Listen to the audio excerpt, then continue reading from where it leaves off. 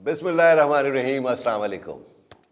2021 अपने इख्तिताम की तरफ गामजन है और नए साल का सूरज नई तमन्नाओं, नई उमंगें और नए जज्बों के साथ तुलू होने में चंद ही दिन रह गए हैं।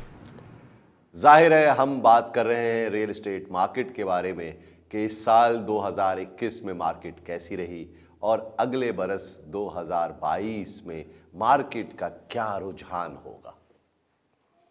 ये साल बहुत ज़्यादा चैलेंजेस के साथ, मुश्किलात के साथ इस मुल्क में माशी सूरत हाल की बिना पर बहुत ज़्यादा चैलेंजेस का सामना हमें करना पड़ा। सबसे बड़ा चैलेंज, यकीनन सबसे बड़ा चैलेंज महंगाई का चैलेंज था, जिसकी वजह से कॉस्ट ऑफ कंस्ट्रक्शन बढ़ गई। As far as the real estate market and the construction industry is concerned, the cost of construction has risen so high कि more than double cost of construction पे चले गए हैं हम। इस वक्त सीमेंट की कीमतों में इजाफा हो गया, सरिये की कीमतों में इजाफा हो गया, इंपोर्टेड एक्सेसरीज की कीमतों में इजाफा हो गया, ट्रांसपोर्टेशन कॉस्ट बढ़ गई, लेबर कॉस्ट बढ़ गई। ये सब अपनी जगह पर, लेकिन ज़मीन की कीमतें भी तो कहाँ से कहाँ पहुँच गई। तो इस वक्त अगर कोई प्रोजेक्ट करना चाहता है तो कोई आसान काम नहीं है, इसलिए कि ज़मीन एक्वायर करना, महंगी तरीन ज़मीन मिल रही है। दूसरी बात, फिर उस प्रोजेक्ट के ऊपर जब कंस्ट्रक्शन कॉस्ट को एस्टिमेट करेंगे, वो एस्टिमेशन भी इस वक्त काबू में नहीं आ रही है बहुत सारे बिल्डर्स और बहुत सारे इंडिविजुअल्स के लिए जो अपना घर बनाना चाहते हैं या कोई अपना प्रोजेक्ट बनाना चाहता है। तो आसान नहीं है इस वक्त, it's a very challenging time. और रियल एस्टेट मार्केट में दीगर चैलेंजेस में आप जानते हैं कि हमें FATF की तलवार इस मुल्क की माशी सूरत हाल के ऊपर बहुत ज़्यादा इस वक्त परेशानी का सबब है, और उनके जो इम्पैक्ट्स हैं FATF के वो इतने ज़्यादा हैं कि इसमें मनी ट्रेल बताएं, ख़ास तौर पर रियल एस्टेट मनी में, रियल एस्टेट मार्केट में जो पैसा पार्क हो रहा है उसकी मनी ट्रेल देनी चाहिए। इस सेक्टर को प्रॉपरली ऑर्गेनाइज्ड किया जाए और डॉक्यूमेंट किया जाए। इस सिलसिले में IMF का भी प्रेशर है और गवर्नमेंट के हल्के भी चाहते हैं कि इसको किसी तरह से इम्प्लीमेंट करें। रेजिस्टेंस आ रही है, ब्रोकर फिटर्निटी से आ रही है, बिल्डर्स की तरफ से आ रही है, डेवलपर्स की तरफ से आ रही है। इवन जो इदारे इस वक्त NOCs देते हैं वो भी बहुत ज़्यादा प्रेशर में है, क्योंकि वो भी नहीं चाहते कि आसान रहे, उनकी सिस्टम चलते रहे। सबसे बड़ा चैलेंज इस वक्त कराची की रियल एस्टेट मार्केट के अंदर जो आया वो इस बरस के इख्तिताम पर बहुत तकलीफ दे था, और वो था नस्ला टावर, मशहूर ज़माना, जो आज मैं कल शाहराह फैसल से गुज़र रहा था तो उसकी एक एक ईंट को तोड़ने की जिस तरह से कोशिश की जा रही थी, वो बिल्डिंग खोखली होती जा रही है, उसके दरो दीवार आहिस्ते आहिस्ते तोड़े जा रहे हैं।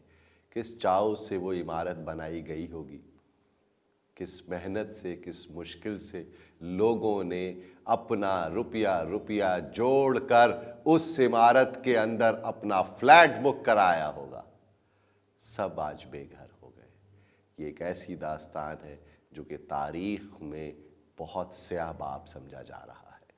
इसकी बिना पर बहुत सारे बिल्डर्स इस वक्त हाथ पीछे करके बैठ गए कि पता नहीं अब कितनी बिल्डिंगों की पर हथौड़े लगने होंगे, पता नहीं कितनी NOCs हम हर चीज़ की लेते रहे हैं, लेकिन उसके बावजूद इल्लीगल कंस्ट्रक्शन की वजह से या इल्लीगल लैंड एक्वायरिंग की वजह से सुप्रीम कोर्ट के ऑर्डर्स ओबे किए जा रहे हैं, और उसकी वजह से कितनी इमारतें टूटेंगी, सब इस वजह से खौफज़दा हो गए।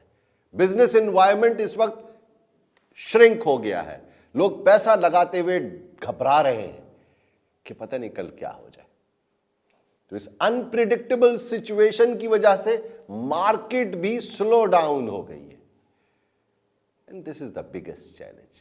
जब बिजनेसमैन को इन्वेस्टमेंट फ्रेंडली इन्वायरमेंट नहीं मिलेगा, बिजनेस फ्रेंडली इन्वायरमेंट नहीं मिलेगा, तो कैसे वो आगे पैसा रोल करेगा, कैसे इन्वेस्टमेंट रेज करेगा, कैसे इंटरनेशनल इन्वेस्टर्स आ सकेंगे पाकिस्तान के अंदर, और खुसूसन कराची जो कि पाकिस्तान का सबसे अहम और सबसे बड़ा रेवेन्यू इंजन है, 75% ऑफ द रेवेन्यू जनरेट करके देता है। यहां के बिजनेसमैन, यहां के लोग इतना टैक्स देते हैं, उनके ऊपर इस वक्त बहुत सख्त वक्त गुजर रहा है। As far as the infrastructure is concerned, Karachi has been in a pathetic condition for last 2-3 decades. हम देख रहे हैं कि गुज़िश्ता 15-20 सालों के अंदर इस शहर का बेड़ा गर्क हो गया है। सड़कें टूटी हुई हैं, सीवरेज का तबाह बर्बाद हुई हुई है, पानी की शदीद किल्लत हो चुकी है इस शहर के अंदर। इस सूरत हाल में कैसे इन्वेस्टमेंट होगी? ये सारे चैलेंजेस लेकर के हम इस वक्त 2022 के सूरज के तुलू होने का इंतजार कर रहे हैं। अगले बरस की प्रिडिक्शन क्या करूं मैं? इन चैलेंजेस से निबर्द आजमा होने के लिए क्या हम तैयार हैं? माशी तौर पर महंगाई एक अफरीत की शक्ल इख्तियार कर चुका है। 13-14% से ज्यादा इस वक्त जो है ना इन्फ्लेशन चल रहा है। आप सब जानते हैं कि मैं अपनी वीडियोस में बताता रहा हूं कि इस वक्त इंटरेस्ट रेट बैंकों का, स्टेट बैंक ऑफ पाकिस्तान का हाई की तरफ जा रहा है, राइजिंग इंटरेस्ट रेट सिनेरियो है, और 9.75 is the benchmark interest rate of state bank of Pakistan. उधार महंगा हो रहा है। बिजनेसमैन को कैसे लोन्स मिलेंगे, किस तरह से वो क्या बचाएगा, कैसे क्या कमाएगा, जब अगर वो इतना इन्फ्लेशनरी प्रेशर को भी बर्दाश्त कर रहा है, इसके बाद इंटरेस्ट रेट का प्रेशर बढ़ रहा है, इंटरेस्ट रेट हाई हो रहा है। एक्सचेंज रेट पैरिटी आपकी बहुत ज़्यादा इस वक्त ख़राब हो चुकी है, 178 रुपीज़ के ऊपर डॉलर चला गया है। तो ऑब्वियसली इकोनॉमिक कंडीशन सारी की सारी कॉम्प्लीमेंट करती हैं आपकी हर मार्केट को, और रियल एस्टेट मार्केट एक बहुत बड़ी मार्केट है। You know, more than 40 associated industries इसके साथ मौजूद हैं, जिनके लाखों के मुलाजमीन हैं, जहां पर इस इंडस्ट्री के अंदर मजदूर हो, नॉन स्किल्ड लेबर हो, स्किल्ड लेबर हो, इंजीनियर्स हो, बिल्डर्स हो, आर्किटेक्ट हो, पता नहीं कितने लोगों का रोजगार वाबस्ता है। It's a very bleak situation. लेकिन मैं आपको ये बताना चाहता हूं कि इतनी मायूसी की बातें करके इस साल का इख्तिताम करते हुए मुझे भी अजीब सा लग रहा है, लेकिन मैं ये समझता हूं कि हमें जो इस वक्त ग्राउंड रियलिटी है उसको समझना चाहिए और उसके मुताबिक फैसले करने चाहिए।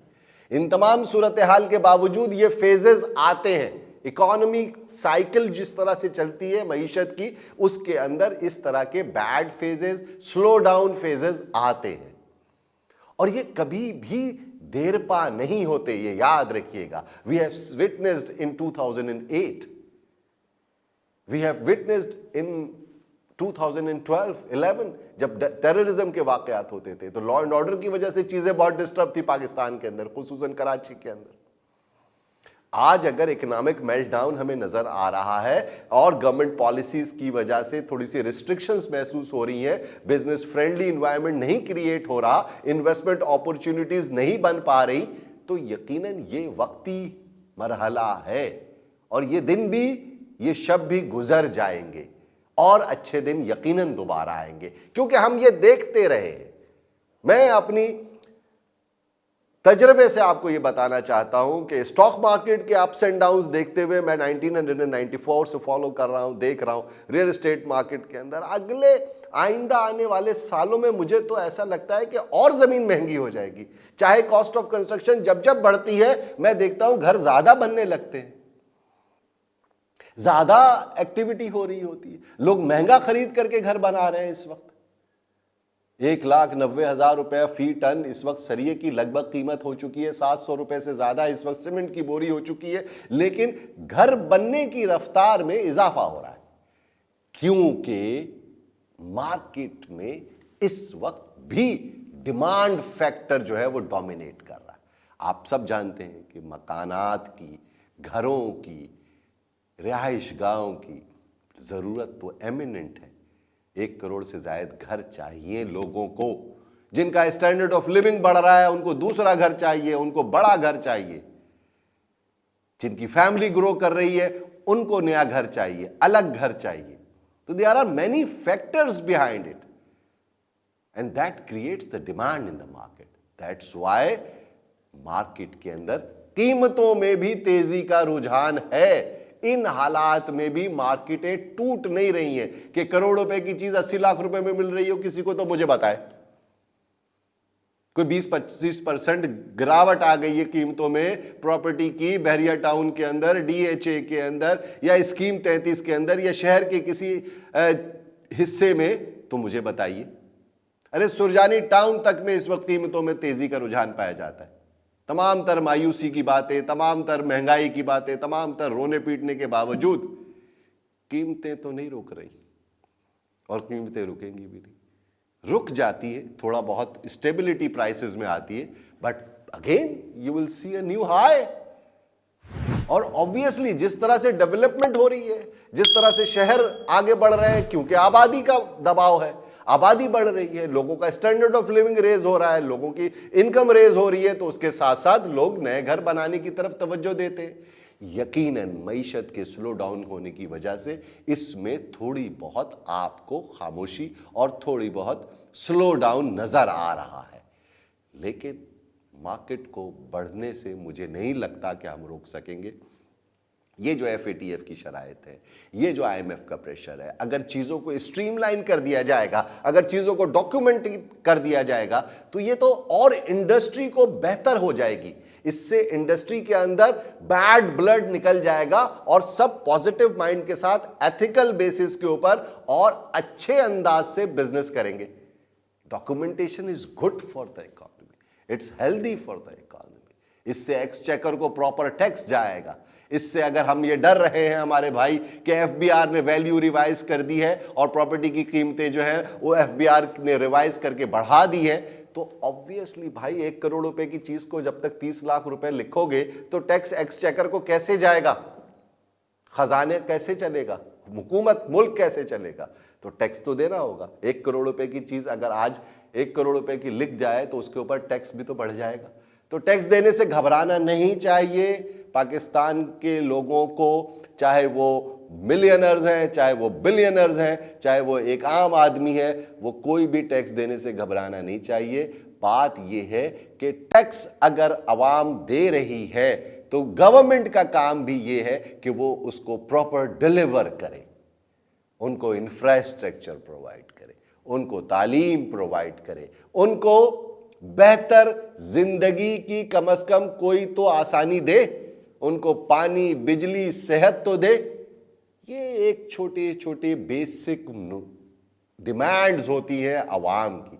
तो मैं ये समझता हूं कि हम इस 2021 के इख्तिताम पर इन तमाम चीज़ों का जायज़ा अगर ले रहे हैं तो नए साल के सूरज के तुलू होने से पहले पहले हमें अगले बरस दाखिल होने से पहले उसका कोई उपाय भी ढूंढना पड़ेगा, उसका कोई रिजॉल्व सलूशन भी ढूंढना पड़ेगा।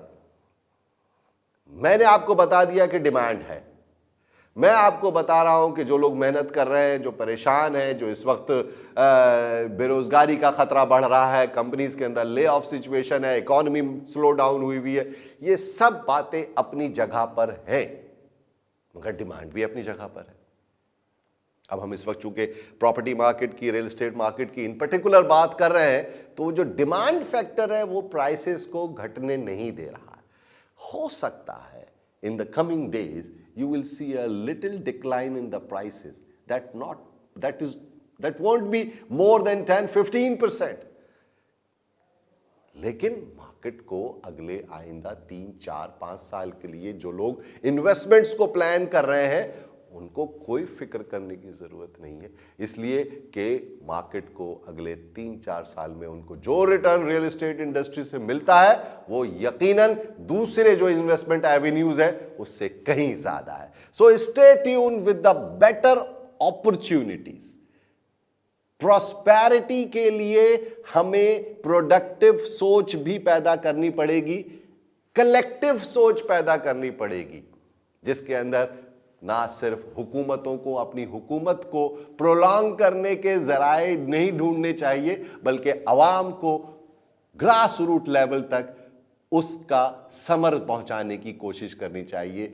और जो लोग टैक्स देते हैं और जो नहीं देना चाहते, वो सिर्फ इसलिए नहीं देना चाहते कि गवर्नमेंट उनको इसके अगेंस्ट में देती क्या है, तो गवर्नमेंट को उनको डिलीवर करना पड़ेगा। कराची शहर, जैसा कि मैंने आपको बताया, 70-75% से ज्यादा रेवेन्यू देता है। इस शहर का क्या हाल है? यहां की हुकूमतें इस शहर को क्या दे रही हैं? करोड़ों रुपए के अपार्टमेंट्स हैं, करोड़ों रुपए की जमीन है, जिसमें 3-3, 4-4 करोड़ रुपए का एक घर बन हो गया है इस वक्त, और उस घर से गाड़ी बाहर निकलती है तो सड़क टूटी हुई है, गली के कोने पे गटर बह रहा है, पैथेटिक एनवायरनमेंट है। तो भाई अब लोगों ने क्या जीना सीख लिया है? इसी हालत में रहना, बेबसी की हालत में जीना सीख लिया है? नहीं, ये बहुत खौफनाक अलामत है। ये खामोशी किसी भी वक्त एक तूफान का पेशखेमा हो सकती है। तो समझदार गवर्नमेंट के हलकों को, इकोनॉमिक मैनेजर्स को और डिलीवर करने वालों को ये सोचना होगा कि आवाम की दादरसी उन्हें करनी चाहिए। As far as the real estate market is concern, नई बस्तियां आबाद हो रही हैं, बैरिया टाउन में तेजी से आबादी हो रही है, DHA पोजीशंस दे रहा है, आगे सुपर हाईवे की तरफ एक्टिविटी बढ़ रही है, चारों ओर कराची के इस वक्त जो है ना वो लोगों की आबादियां मुंतकिल हो रही हैं और नए घर, नई बस्तियां तामीरात हो रही हैं। पूरे कराची में नहीं, पूरे पाकिस्तान में ये सूरत हाल है, क्योंकि डिमांड है मार्केट के अंदर।